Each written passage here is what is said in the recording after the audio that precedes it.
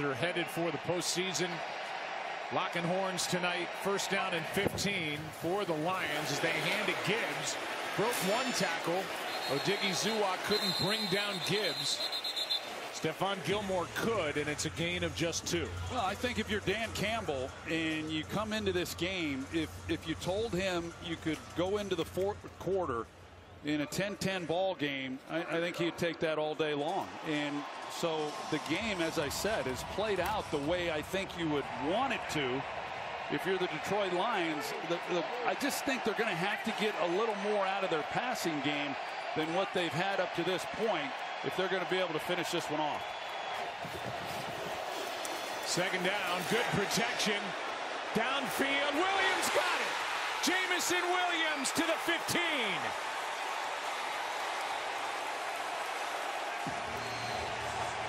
Parsons had pressure. Goff hung in.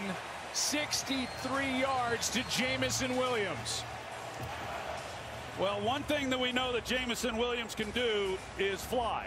And he is putting it on display on this play because you got Deron Bland who's trying to keep up with him. And it's a matter of whether or not Jared Goff can get the ball out there far enough. And he has to do it with Micah Parsons barreling down on him right in his face, and he hangs in there and delivers a strike. What a play by Goff. Here's Gibbs left side, and well played by the Dallas defense. That's the longest catch in the very young career for Jamison Williams. When we talked to Jared Goff about him, and now Jordan Lewis is slow to get up, a big piece of this defense. Their nickel corner, and he needs attention. Jared Goff told us with regard to Williams, he's just settling in. He missed his first 11 games last year, rehabbing a torn ACL that he suffered in college. Here's the end of that play with Lewis coming in low, and he gets hit up in the back of the left shoulder by his teammate Marquise Bell. And then Williams was suspended the first 4 games of this season, violating the NFL guidelines on gambling, and so here he is now starting to figure it out, a year removed from ACL surgery, and he's showing all he can do. Yeah, he really is, and it's nice to see for Detroit because he is the big play threat, and they've got, I like their group. I like their skill players, but a lot of them are better in shorter spaces, and they've got great quickness. They work the under. Third down and 3. Protection. Gibbs incomplete. Fourth down. And you would think on the road in a tie game, Campbell will take the points, but he's already tried it once, and right now on 4th and 3 he's leaving his offense out there again. He's going to stick to his guns. That's a hard throw down here, and I don't blame Goff on the miss. It was a little bit wide, but it is hard to get yourself to put it on a receiver when you're throwing an out route when the defender doesn't have to defend any more field than what he has behind him. Analytics says go for it. Dan Campbell, most importantly, says go for it.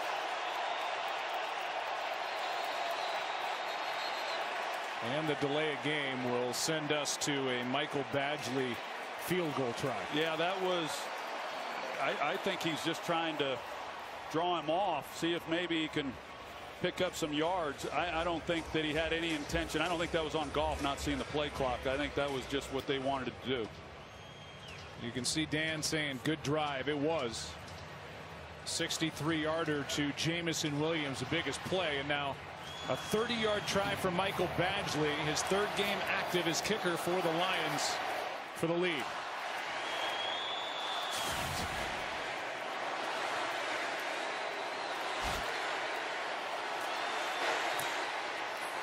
Lions back on top. Take a break, come back. 12:18 left in this good one in Arlington. For what they've done tonight after the fumble that CD had, they went in the back of the end zone, and here is a wide open CeeDee Lamb. He lowers his shoulder and gets about 10. That is the catch that puts him over the top. Now the most catches and receiving yards in a single season in Dallas Cowboys franchise history. Well, you see the record that Michael had and the one that CeeDee Lamb just broke. Now the one when Michael had his year, the Cowboys went on to win the Super Bowl. So that's what every Cowboys fan and these Dallas Cowboys are hoping happens this season. But right now you just wonder if they can get the running game going enough to take a little pressure off this passing game tonight. Here is Lamb again. TJ Bass, Lisa Salter still in. Do you have an update on Tyler Smith? Yeah, he's out of the medical tent. They're calling it a foot injury. He had been testing it out over here on the sideline. Now he's just standing. They're saying his return is questionable. Yeah, it's been frustrating up front for the offensive line. Just 52% of the time if they had their preferred offensive line healthy and playing this season. 2nd down and 5. Handoff is to Pollard, and the offensive line does nothing there. Good play by Campbell and Pascal. No gain. Well, Pollard, his night, he's got 34 yards on the night, and one run was for 18 yards. So he's got essentially, after you take the 18-yard run out, he's got 11 carries for 16 yards. And I mean, this defense, we knew they were tough coming in, but this Cowboys team, I mean, they pride themselves on being able to be balanced, but they just have not gotten anything going on the ground in this one. Brings up 3rd and 5. Blitz coming. They pick up Anzalone. Here's Cooks. What a catch! Brandon Cooks with a big first down for Dallas. Perfect throw by Prescott. Yeah, such a great throw. Everything was good. And really for Detroit as well. It's just perfect execution. Cowboys hurried up after that 21-yard completion to make sure there wasn't time to review it, but that was a catch. And a brilliant one at that. Here's Hutchinson, doesn't get there, and the pass is caught by Tolbert. His first catch of the night. Jalen good for 9. And a first down. Jalen Tolbert, he does a lot of the dirty work in the run game. A lot of what Noah Brown used to do, and some of the play action and when they run the ball off of some of their other sets. And last week, however, you can't go to sleep on him. He had a big catch last week against Miami on a deep ball, 45-yard reception or so.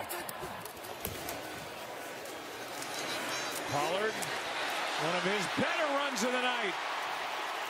Picked up 10.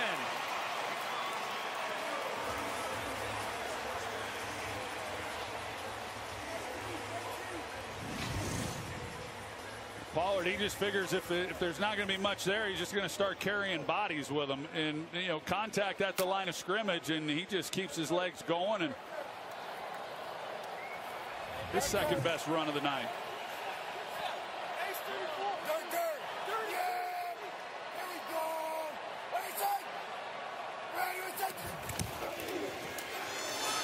They stick with it. A little bit of traction and still driving those legs down inside the 10. The Cowboys have scored 10 points and 20 points their last 2 games. They've been held to 10 points tonight, but knocking on the door here at home where points have seemingly been easy to come by. Well, Tony Pollard, you think when he was the second back to Ezekiel Elliott, you think of him as this scat back, and that he's more of a finesse runner, but we've seen on those last 2 runs, he's a powerful guy, and he can run between the tackles.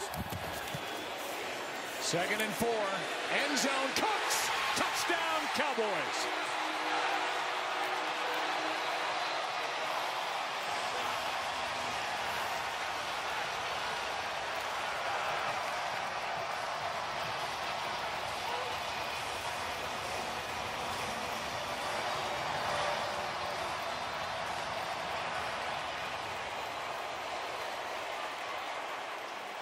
Boy, Prescott made some great throws on that drive. Yeah, it's subtle, but as he comes off the ball, he goes straight up the field, and he's got a 2-way break, or the defender thinks that he does. And so you can't really commit one way or another. He goes to the corner and he creates the separation. and now a 4-point lead. What a year he's had. Traded from the Texans. And Dak Prescott thrilled to have him. Brandon Cooks. And Cooks shows what he's able to do when given the opportunity. Great route there on that touchdown. Hasn't been as involved this year as really what I anticipated that he might be. Of course, CeeDee Lamb, he's been a big part of what they've been able to do in the passing game and the big plays that they've had. And then Jake Ferguson and the chemistry he and Dak have as well. Brandon Cooks, if he is in fact the third guy, he's definitely the #2 wide receiver, but he's an awfully good one to have. Play action from Goff. He's got his tight end Mitchell. And Mitchell knocked down by Jordan Lewis. Let's go down to Lisa. Yeah, Joe, Lions receiver Jameson Williams, he's not in the game. He had been in the medical tent, then went back to the locker room for them to look at an ankle injury. He came back out onto the field and then went right back into the medical tent. They're saying he's questionable to return. Yeah, big piece of the puzzle, Lisa, for them to not have. Under 7 to go, fourth quarter, 2nd and 6. There's Montgomery. Parsons with the tackle. Gain of 1. Well, you look at the way this game has gone, Joe. There hasn't been a lot of quick possessions. And right now at 3rd down, you know, Howe is, of course, 6 minutes to play. If they don't do anything here, he'll punt. But you start asking yourself the question, just how many possessions might Detroit have? This would be a big one to convert, no doubt. 3rd down and 5.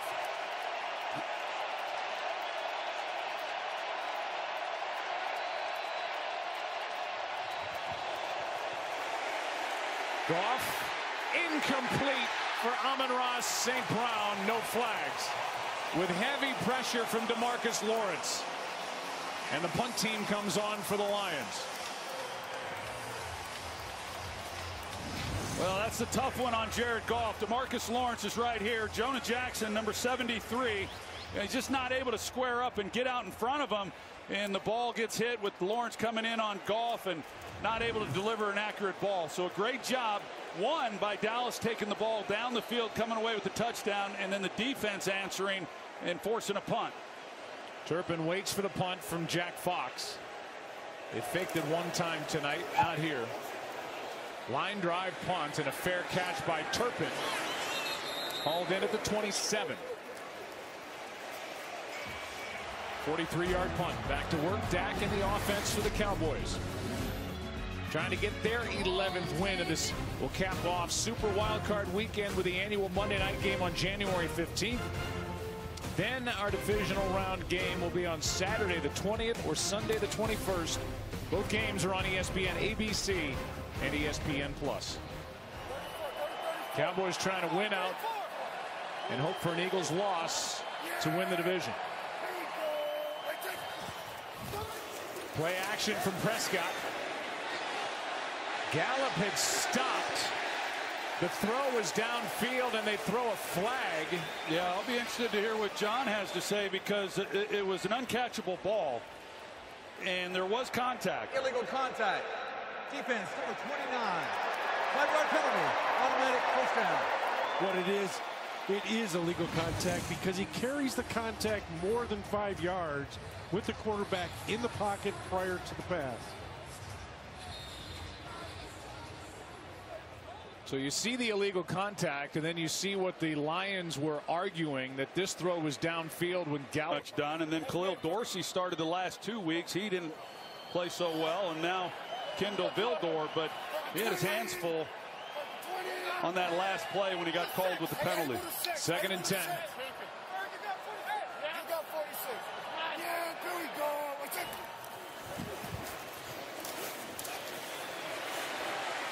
Prescott trying to drop it to Pollard.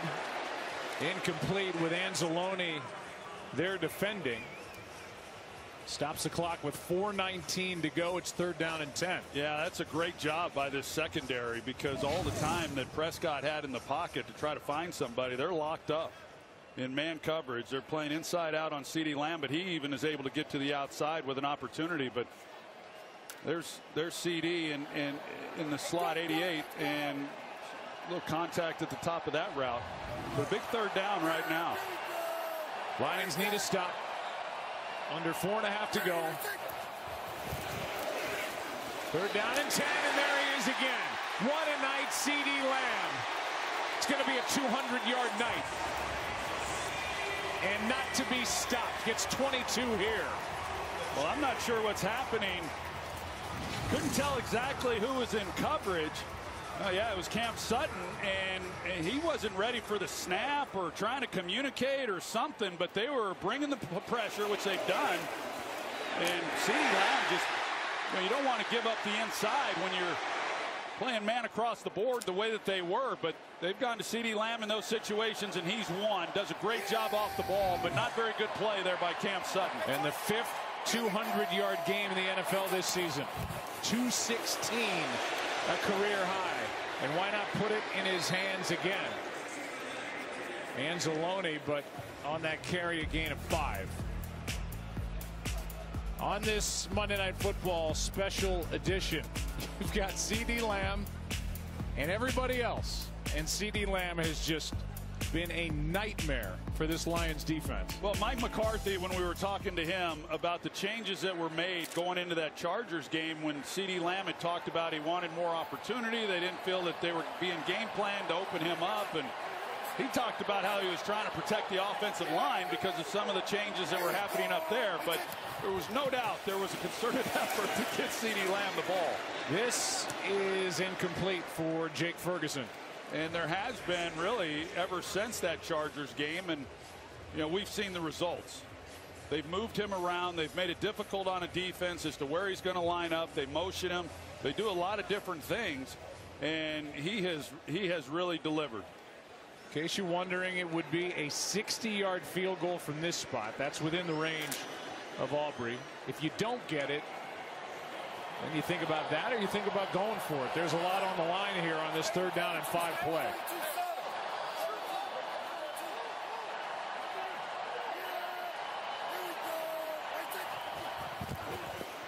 Extra men on the rush, and it's Hutchinson spinning his way to Prescott. Oh, man. That takes all the decision out of it. And Aiden Hutchinson, the move that he makes off the line of scrimmage. Karen, still, you're going to see this spin move that he has off that right side. The spin right there and a direct shot then on Prescott. They needed a play. As you mentioned, they were well within the range for a field goal attempt. Boy, he's had a heck of a night. I'll say. And then he does the stanky leg for you on Jimmy Johnson's night. 3rd sack of the night for Hutchinson. That's what you were doing the other night? That's what they call that? I never knew. Makes me think of Travis Kelce in the Super Bowl. That's the 5th tackle for a loss for Hutchinson. 3rd sack. The guy is just sensational. And this game hangs in the balance, and the punt team comes on for the Cowboys.